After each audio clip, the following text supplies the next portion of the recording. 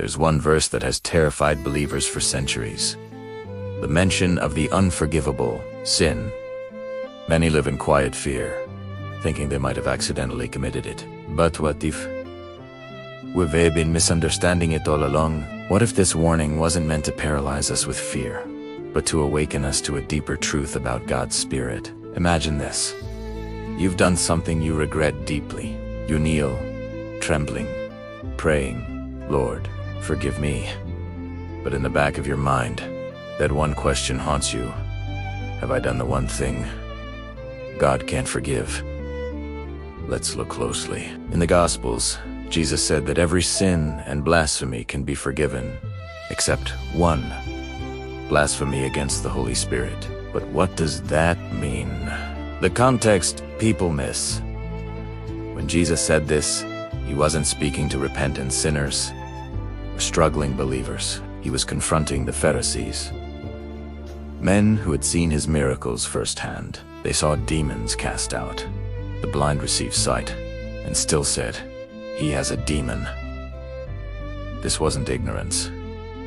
It was deliberate rejection. They had witnessed the undeniable work of the Holy Spirit and still called it evil. That's not a one-time slip.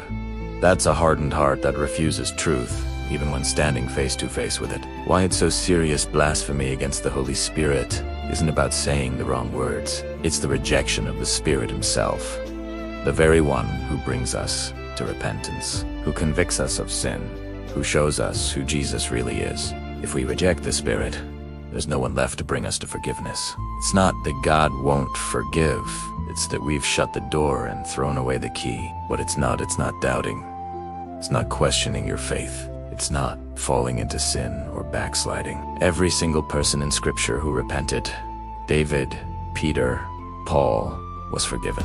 If you're even worried you've committed the unforgivable sin, that's proof you haven't, because that concern itself shows your heart is still tender to the Spirit's voice. The ones who truly reject him don't kareatal. The Spirit's role in you. The Holy Spirit is God's voice inside your heart, calling you home.